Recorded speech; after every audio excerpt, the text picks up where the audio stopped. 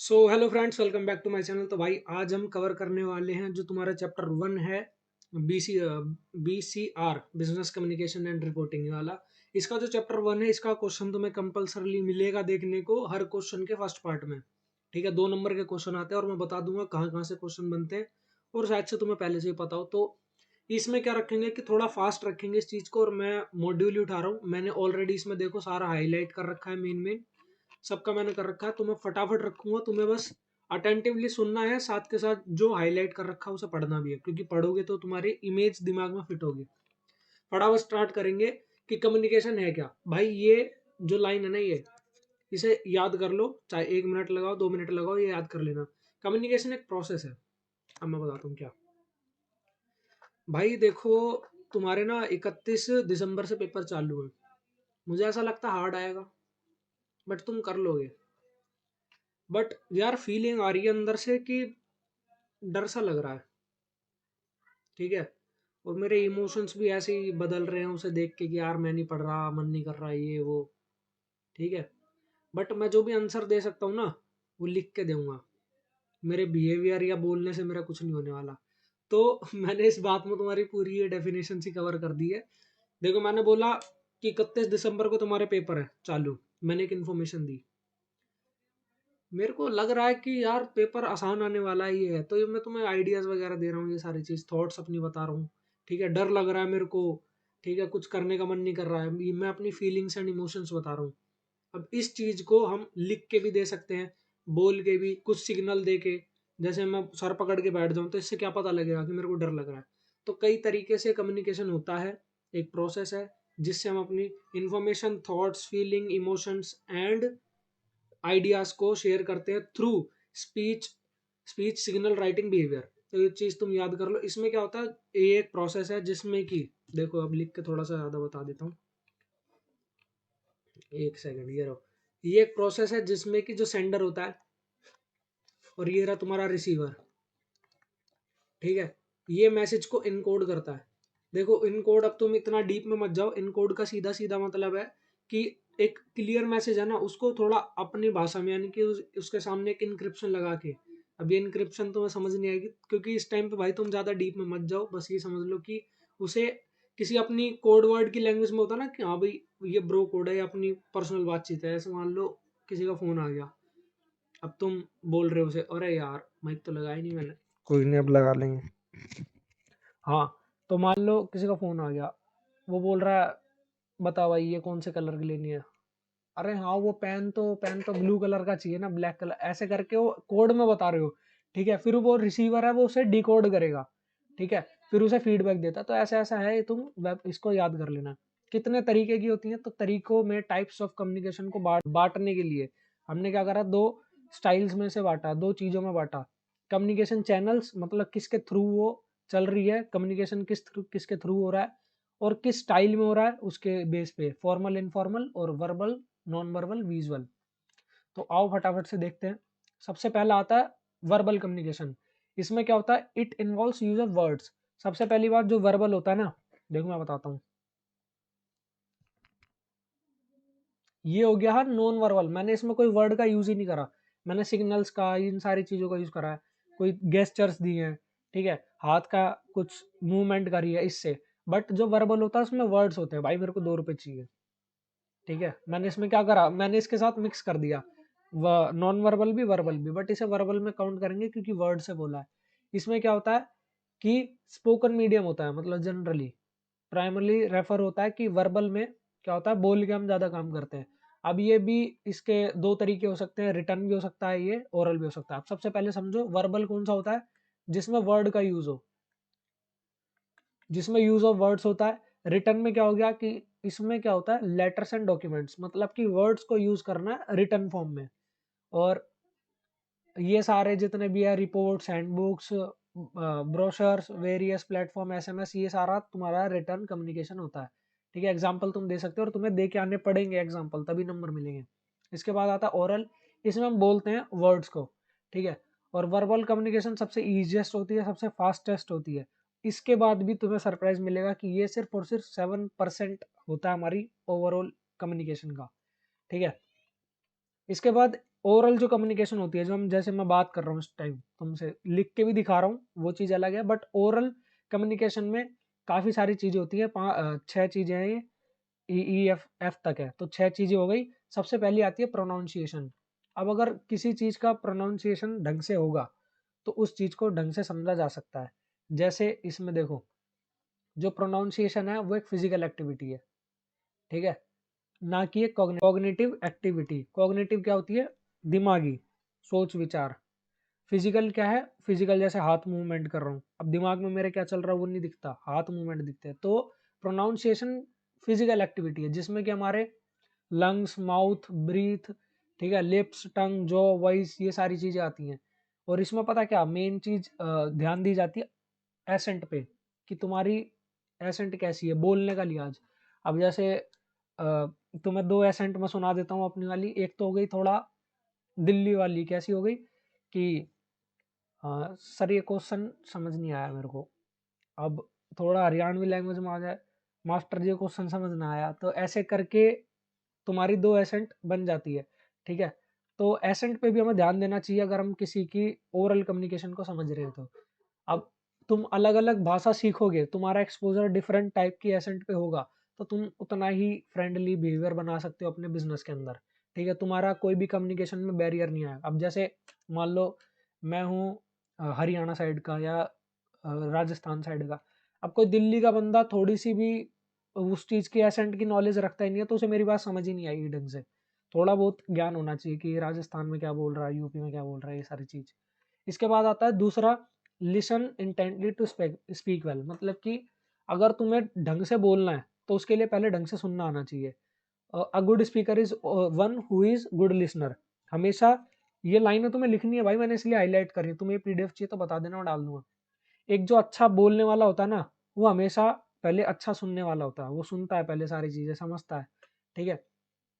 So listening is an important segment of learning to speak just a child. मतलब सबसे पहले बच्चा जो होता है वो पहले सुनता है, सारी बातों को समझता है कि हाँ ये कैसे बोलते हैं, कैसे किस चीज को किस चीज से बोला जा रहा है। जैसे मान लो ये है, ये मैं बोल रहा हूँ ये कड़ा है, तो वो पहले सुनेगा, ये नहीं कि ये तो बोल है, ऐसे नहीं करेगा वो पहले सुनता है, समझता है, ठीक है।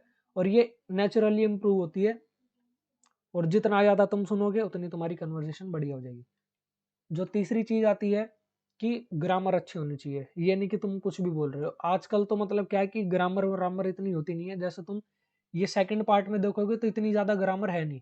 फर्स्ट पार्ट में क्या है, प्रॉपरली ग्रामर यूज करके, यानी कि प्रॉपर जो भी रूल्स वगैरह हैं, इजएमआर वगैरह सारी चीज यूज करके है।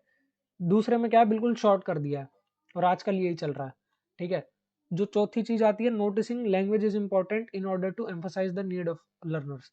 यानी कि किस तरीके से बोलना है तुम्हें, ठीक है, लैंग्वेज को नोटिस करना है, ये ज़्यादा इंपॉर्टेंट नहीं है। बट तुम ये चीज़ पढ़ सकते हो, ठीक है। ये तुम्हारे लिए पढ़ना ज़्यादा मतलब बढ़िया है, क्योंकि इसका एक क्वेश्चन बन सकता है कि एक प्रेजेंटेशन देने के लिए या प्रेजेंटर के लिए क्या क्या टिप्स हो सकती हैं, तो ये तुम्हारी आ सकती है भाई, से याद कर लेना। ये शायद से क्वेश्चन पूछा भी नहीं है। इसके बाद आता है हमारा नॉन वर्बल। नॉन वर्बल मतलब, इसका मतलब मैं कह रहा हूँ यार, कोई बंदा किसी ने कुछ बढ़िया काम करा है इसलिए मैं ताली वाली बजा रहा हूँ। तो इसीलिए sending end receiving wordless messages, ये तुम्हें कीवर्ड्स डालने भाई, मैंने हाईलाइट इसलिए करे, तुम ध्यान से देखो ही नहीं और मेरी बात भी सुनो। मतलब वर्बल और नॉन वर्बल दोनों करो, नहीं, ओरल और रिटर्न दोनों करो। ओरली मैं बोल रहा हूँ, रिटर्न तुम्हारे सामने है।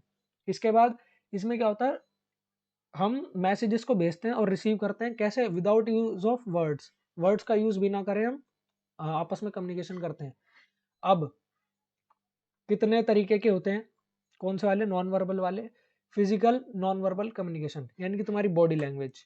अब तुम, मैं बताता हूँ, अब मैं यूं खड़ा हूँ बिल्कुल स्ट्रेट, मतलब हिल ही नहीं रहा, इससे पता लगता है मेरी बॉडी लैंग्वेज की कि हाँ भाई बिल्कुल ही मैं फियरलेस हूँ, है, और स्ट्रांग हूँ। इससे मतलब ये सारी चीजें कम्युनिकेट होती हैं। असली मत लेना, एग्जाम्पल बता रहा हूँ, बाकी असली में भी ठीक है। आगे पैरा लैंग्वेज में क्या होता है, more than the actual words use, यानी कि जो पैरा लैंग्वेज होती है ना, वो ज्यादा तुम्हें कम्युनिकेट करती है एक्चुअल वर्ड से। जैसे मैं कोई लाइन बोल रहा हूँ, कोई बात बोल रहा हूँ तुमसे, उस बात से ज्यादा मेरी क्या टोन है वो इंपॉर्टेंट रखती है। अगर मैं गुस्से में बोल रहा हूँ तो उससे ज्यादा बात समझी जा सकती है। अब एक ही वर्ड को दो अलग टोन्स में बोला जा सकता है और उसके मतलब बदल जाएंगे। तो ऐसा होता है। पैरा लैंग्वेज में क्या होगा तुम्हारा, voice quality, Eno intonation, pitch, stress, tone, style of speaking, किस तरीके से बोल रहे हो, ये सारी चीज। एस्थेटिक कम्युनिकेशन, इसमें क्या होता है, डांसिंग, पेंटिंग, स्कल्पटिंग, क्या है जो भी है, music are also means of communication. इसका मतलब ये है कि तुम कोई आर्ट परफॉर्म कर रहे हो, उसके जरिए तुम बताना चाह रहे हो। अब जैसे मान लो रिजल्ट आया, मेरा 10 जनवरी को रिजल्ट आने वाला है, मैंने रिजल्ट पे एंटर करा और मैं नाचने लग गया। मैंने तुम्हें बताया नहीं कि मैं पास हूँ या फेल हूँ, मैं नाच रहा हूँ फुल, ठीक है, समझ जाओ। अब तुम उससे क्या समझोगे, ये पैरा लैंग्वेज है जो कि डांसिंग से हमें ये बता रहा कि बंदा पास हो गया। इसके बाद आगे अपीयरेंस, तुम प्रॉपरली वेल ड्रेस्ड हो, बिल्कुल बाल वाल कटवा के सूट वूट पहन के ढंग से बैठे हो, तो ये भी एक कम्युनिकेशन देता है कि हाँ भाई ऑफिस ऑफिस का बंदा है, कुछ कुछ ना कुछ तुम्हारे बारे में कम्युनिकेट करेगा। सिंबल से भी कम्युनिकेशन हो जाती है, कुछ भी सिंबल बता रहा हूँ मैं, जैसे मान लो कोई भी सिंबल बना दिया मैंने पेड़ वेड़ का, तो इससे पता लग जाएगा कि हाँ भाई पेड़ पसंद है मेरे को, ये वो। विजुअल कम्युनिकेशन तीसरा टाइप जो आता है, चैनल्स वाले की बात कर रहे हैं अब हम। पहला चैनल कौन था वर्बल, दूसरा नॉन वर्बल, तीसरा है विजुअल। विजुअल में हम क्या करते हैं कि चित्र, समझ रहे हो, पेंटिंग्स, पेंटिंग्स ना बोल के एक तरीके से डायग्राम्स का यूज करते हैं, साइंस का, टाइपोग्राफी का, drawing, graphic design, illustration, colour, इन सब चीजों का। मतलब कि देख के समझना किसी चीज को, उसे कहते हैं विजुअल। इसमें मेन लाइन क्या है, visual communication through visual aid such as science, typography तुम्हें याद नहीं रहेगा, इसे छोड़ो, ड्राइंग, ग्राफिक डिजाइन, इलस्ट्रेशन, ये सारी चीज तुम लिख सकते हो, ठीक है। ये एक पावरफुल मीडियम है, मतलब इससे ना बंदे को जल्दी समझ आता है। तुम प्रेजेंटेशन आजकल जो चल रहा है ट्रेंड में, उससे बंदे को ज्यादा जल्दी समझ आता है। अब visual like graph, pie chart and other diagrammatic presentations convey clearly and concisely, मतलब ये जो डायग्रामेटिक चल रहा है ना आजकल प्रेजेंटेशन वगैरह, इससे बहुत जल्दी समझ आता है और क्लियरली समझ आता है बंदों को। तो तुम्हें क्या है, अगर क्वेश्चन आता है इस चीज पे तो तुम्हें ये बना के भी आना है, ये दिख रहा है ना तुम्हें, ये पाई चार्ट, ये बनाना है तुम्हें। इसके बाद आता है फॉर्मल एंड इनफॉर्मल। अभी कौन सा आ गया, दूसरा वाला, बेस्ड ऑन स्टाइल। अब फॉर्मल कम्युनिकेशन क्या है, मैं ऐसे बैठा हूँ, yes sir please, yes sit, wow so nice, ठीक है, तो ये तो हो गया फॉर्मल। अब इनफॉर्मल, और भाई क्या हाल है, ठीक है, तो ये हो गया इनफॉर्मल टाइप में। तो फॉर्मल वाले में क्या होता है कि हम सर्टेन रूल्स को फॉलो करते हैं, और मोस्टली ये फॉर्मल जो भी कम्युनिकेशन होता है रिटर्न होता है, क्योंकि उसका एक एविडेंस होता है। इसमें एक हायरार्की फॉलो करी जाती है, यानी कि एक पैटर्न फॉलो करा जाता है, एक चेन फॉलो करी जाती है। मैं डायरेक्टली सीईओ से बात नहीं कर सकता अगर मैं लोअर लेवल एम्प्लॉय हूँ, तो इसमें वो चेन फॉलो करी जाएगी। ये कई तरीके की होती है, जैसे वर्टिकल हो गई, हॉरिजॉन्टल हो गई, डायगोनल हो गई। वर्टिकल में क्या है, मैं अपने सीनियर से बात कर रहा हूँ, तो वो हो गई वर्टिकल फॉर्मल कम्युनिकेशन, ठीक है। हॉरिजॉन्टल, मैं अपने कलीग से बात कर रहा हूँ, साथ वाले। डायगोनल, मैं किसी और डिपार्टमेंट के, समझ रहे हो ना, किसी और डिपार्टमेंट के अपर लेवल के बंदे से या लोअर लेवल के बंदे से बात कर रहा हूँ। जैसे ही टेढ़ा हो जाता है ना, मतलब किसी और डिपार्टमेंट में पहुंच गया, एट डिफरेंट लेवल्स, ये सारी चीज। इसके बाद आ गया इनफॉर्मल कम्युनिकेशन। बताओ इनफॉर्मल कम्युनिकेशन क्या होता है, तुम वही तो करते हो, और भाई क्या हाल है, फिर तुम्हें इंटरव्यू में दिक्कत आती है कि hello sir, my name is Sahil, I I आगे पता नहीं ऐसे करके। तो इसीलिए इनफॉर्मल कम्युनिकेशन क्या होता है, फ्रेंडली होता है, अनऑफिशियल होता है, ज्यादातर स्पोकन होता है, ठीक है, विदाउट हैविंग कन्फर्म, और रूल्स तो होते ही नहीं है, कुछ भी कहीं भी बोले जा रहे हैं। अब इसमें तुम्हें ये चीज याद करनी है कि एम्प्लॉयज के लिए इनफॉर्मल और फॉर्मल दोनों जरूरी होता है। ये क्वेश्चन बनता है, लिखवा लो इसे, याद कर लेना, और ये तुमने पूरा छाप दिया, समझ जाओ। नेटवर्क, कितने तरीके के नेटवर्क होते हैं, अब मैंने समझा दिया। एक वर्टिकल नेटवर्क होगा। नेटवर्क होता क्या है, एक पैटर्न, एक मेथड जो कि यूज करा जा रहा है मेंबर्स ऑफ द ऑर्गेनाइजेशन के द्वारा टू कम्युनिकेट आपस में, समझ रहे हो, हिंदी इंग्लिश मिक्स, यानी कि a pattern use by the employees of an organization to communicate with each other, ये होगी प्रॉपर इंग्लिश। अब इसके बाद वर्टिकल नेटवर्क में क्या आता है कि हम अपने अपर लेवल के बंदे से, हाई रैंकिंग एम्प्लॉय या सबऑर्डिनेट से, हम या तो अपने नीचे वाले से या अपने ऊपर वाले से बात कर रहे हैं, कम्युनिकेशन कर रहे हैं, वो वर्टिकल हो गया। सर्किट नेटवर्क, देखो इन दोनों में डिफरेंस समझना। वर्टिकल नेटवर्क में क्या, हमने बात ऊपर तक पहुंचाई, बस गई। बट सर्किट में क्या होता है कि हमने पहुंचाई और वहां से वापसी भी आएगा कुछ ना कुछ फीडबैक, तो ये सर्किट सा बन गया, देख रहे हो। तो इन दोनों में ये डिफरेंस है, शायद से तुम्हें ना पता हो ये पहले से। इसमें सेंडिंग मैसेजेस एंड फीडबैक है, इसमें सिर्फ कम्युनिकेशन है, ठीक है। इसके बाद चेन नेटवर्क, इसमें एक चेन ऑफ कमांड को फॉलो करा जाता है, ये चीज याद रखना, it follows the chain of command, okay. यानी कि अगर नीचे लेवल का बंदा जो फंक्शनल लेवल पे कर रहा है वो मिडल मैनेजर को देगा, फिर वो सीईओ तक बात पहुंचेगी, फिर पार्टनर्स पे पहुंचेगी, फिर वो वैसे ही ट्रैवल करती हुई आगे, ऐसे। व्हील एंड स्पोक, इसमें क्या होता है कि एक ही मैनेजर, एक मेन हेड होता है और कई सारे बंदे होते हैं, वो आपस में बात नहीं कर सकते, जो भी एम्प्लॉइज हैं उसके उसके अंडर जो आते हैं वो आपस में बात नहीं कर सकते। वो सारी इंफॉर्मेशन देंगे किसको, जैसे मान लो ये है मेन मैनेजर ए और बी है उसका अंडर में उसके काम करने वाला एम्प्लॉय, तो बी इसी को मैसेज देगा और ये इसी से बात करेगा इसकी, ठीक है। ये आपस में बात नहीं कर सकते लोग। तो ये गया, इसमें क्या होता है कि सिंगल कंट्रोलिंग अथॉरिटी होती है, ये तुम्हें बात लिख के आनी है, और get instruction directly from the leader, हम किसी और से इंस्ट्रक्शन नहीं लेते, हम डायरेक्टली लीडर से लेते हैं। इसके बाद स्टार नेटवर्क, कोई भी किसी से भी बात कर रहा है, जितने बंदे आपस में सब घुल मिल रहे हैं, कोई इससे बात कर रहा है, कोई यूं बात कर रहा है, कोई यूं बात कर रहा है। ये अगर क्वेश्चन आता है, और आता ही है, एक क्वेश्चन इसमें से आएगा ही, कंफर्म लिखवा लो, इसमें से अगर क्वेश्चन आता है तो तुम्हें डायग्राम्स बनाने पड़ेंगे, समझ गए ना, okay. Characteristics of effective communication, communication बढ़िया हो इसके लिए क्या होना चाहिए, इसके अंदर से भी एक क्वेश्चन भाई लिखवा लो, आएगा। सबसे पहली बात तो क्लियरिटी होनी चाहिए, जो मैसेज है उसका एक पर्पज होना चाहिए। जैसे मैं बोलूं मौसम तो अच्छा हो रहा है, अब इससे जैसे मान लो बाहर घूमते हुए हमने बोला कि यार मौसम तो अच्छा हो रहा है, अब वो एक बंदा तो सोच रहा है कि घूमने की बात कर रहा है, एक बंदा सोच रहा है कि खाना खाने की बात कर रहा है कहीं बाहर जाके, एक बंदा कुछ और ही ख्यालों में चल रहा है। तो भाई वो मैसेज क्लियर होना चाहिए कि हाँ ये काम करना है, कि मौसम अच्छा हो रहा है, चलो एक काम करते हैं खाना खाने चलते हैं कहीं बाहर, तो क्लियर होना चाहिए। इसके बाद कंसाइजनेस, कोई भी उसमें फालतू के वर्ड्स, फालतू की लाइन साइड ना हो, कंसाइज होना चाहिए, बिल्कुल टू द पॉइंट, ठीक है। कंक्रीटनेस, इसमें क्या होता है कि जो भी तुमने बात लिख कही है, मैं जो भी बात बोल रहा हूँ उसका एक सफिशिएंट एविडेंस है, मैं कुछ भी हवा में नहीं बोल रहा हूँ।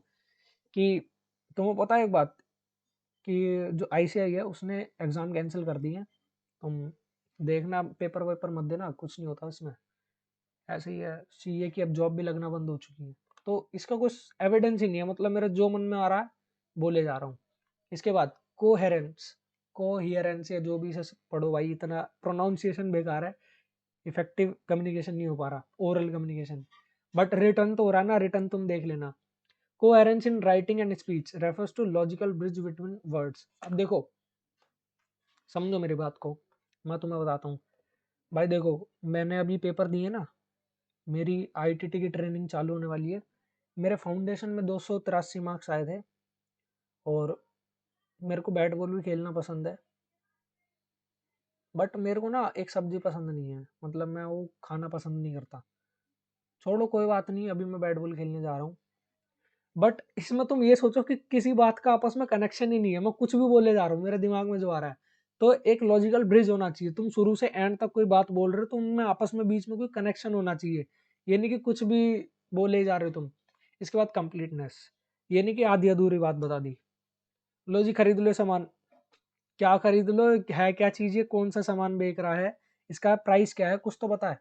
भाई मेरे हिसाब से वीडियो बंद हो गई है, बट कोई नहीं, तुम मजा लो अब इसका, फटाफट से कराते हैं। कोर्टियसनेस, इसमें क्या होता है, कोर्टियसनेस में जो सेंडर होना चाहिए वो पोलाइट होना चाहिए, कंसिडरेट, रिस्पेक्टफुल, ओपन, ऑनेस्ट, ओहो, ऐसा होना चाहिए, मतलब प्यार से बोले वो। The sender of the message takes into consider the view points and the feelings of the receiver of the message, यानी कि सामने वाले बंदे की फीलिंग्स को हर्ट ना हो, उसके फीलिंग्स को समझते हुए हमें बात करनी है उससे।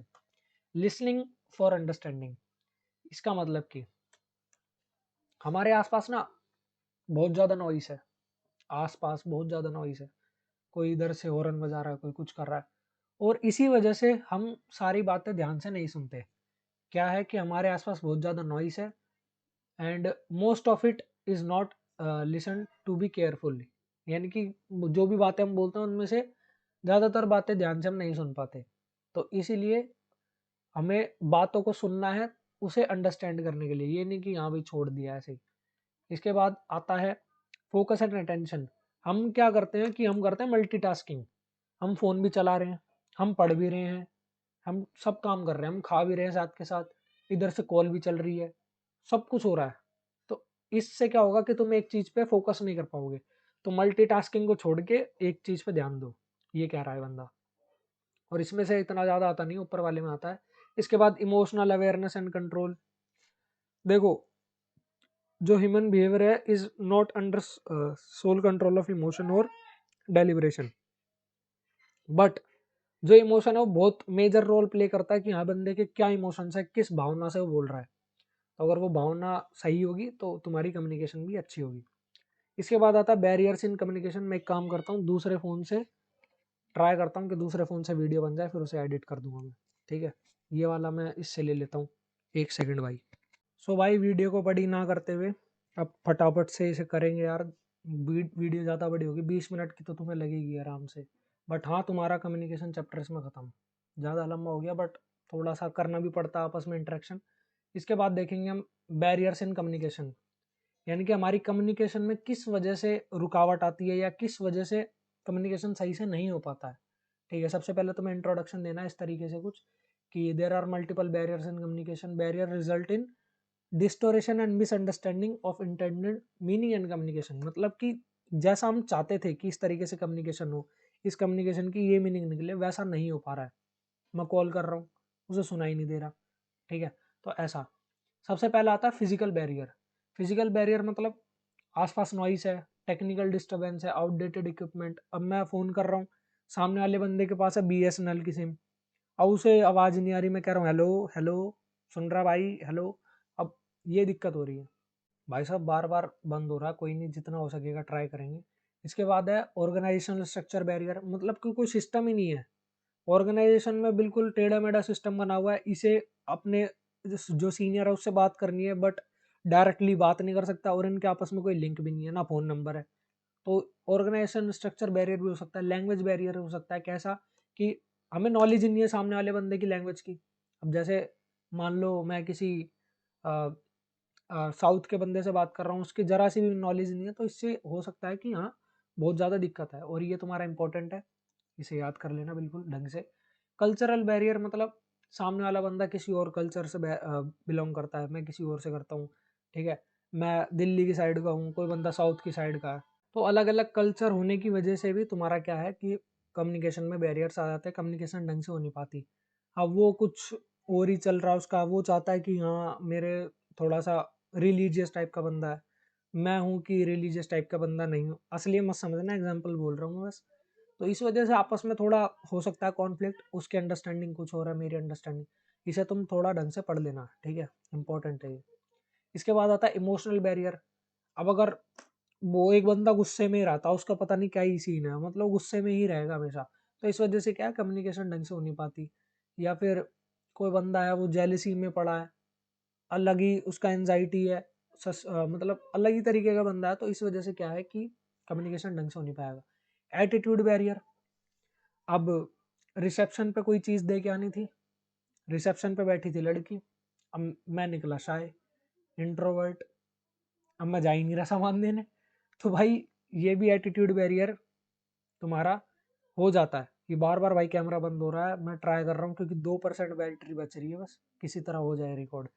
इसके बाद आता है तुम्हारा परसेप्शन बैरियर। देखो, दो तरीके के बंदे होते हैं परसेप्शन वाले, एक तो पॉजिटिव सोच रहा है, एक नेगेटिव सोच रहा है। अब मैं बोल रहा हूँ कि कोई न्यू टेक्नोलॉजी आई है कंपनी में, अब एक बंदा सोच रहा है अबे यार ये क्या आ गया, अब तो पूरा सीखना पड़ेगा बिल्कुल नया। दूसरा वाला बंदा अब हाँ यार अब तो मजा आएगा सीखने में कुछ नया। तो दोनों के अलग अलग परसेप्शन होते हैं, इस वजह से क्या है कि कम्युनिकेशन में दिक्कत आती है। फिजियोलॉजिकल, मेरा कान में मतलब ढंग से सुनता ही नहीं, कोई बंदा बोल रहा है हेलो, हाँ क्या, ऐसे करके। तो भाई मजाक नहीं है किसी के ऊपर, वो हो जाता है, हेल्थ इश्यूज है, बट मैं जस्ट एक अंडरस्टैंडिंग के लिए बता रहा हूँ। टेक्नोलॉजिकल बैरियर, ये तुम्हारा इंपॉर्टेंट है। इसमें क्या होता है कि टेक्नोलॉजी अपग्रेड हो गई है, बट हम पीछे रह गए हैं। फ़ोन 5G के आ गए हैं, मैं अभी 2G वाले पे पड़ा हूँ। तो इससे क्या दिक्कत आएगी कि वो बंदे बिल्कुल हाई क्वालिटी वॉइस में बोल रहे हैं, मेरे को सुनाई नहीं दे रहा, मैं हेलो हेलो क्या हुआ। बंदे ईमेल्स पे चल रहे हैं, मैं अभी पत्र लिख रहा हूँ। तो ये सीन होता है। और यहाँ पे हमारा ये पूरा चैप्टर खत्म हो गया। मैं ट्राई करूंगा कि इसे 20 मिनट के अंदर अंदर करूँ, चाहे मेरे को स्पीड बढ़ानी पड़े या कुछ भी करना पड़े। और तुम्हें ये फटाफट से देख के कंप्लीट कर देना, एक साइड कर दो इसे। मेरे हिसाब से मैंने तुम्हारा कम्युनिकेशन चैप्टर पूरा मॉड्यूल से कवर कर दिया है, और इसके बाद तुम्हें दिक्कत नहीं आएगी। मिलते हैं आपसे नेक्स्ट वीडियो में, जो कि होगी पूरे बीसीआर के फॉर्मेट के ऊपर। मैंने फॉर्मेट का करा है जुगाड़, वो मैं वीडियो लेके आऊँगा। मिलते हैं आपसे नेक्स्ट वीडियो में। चैनल को सब्सक्राइब कर देना भाई, सब्सक्राइबर बहुत धीरे बढ़ रहे हैं, बढ़ने चाहिए ज़्यादा। ट्राई करो कि शेयर करो आपस में दोस्तों में, उनका भी भला हो। मिलते हैं आपसे नेक्स्ट वीडियो में। Thank you and peace out.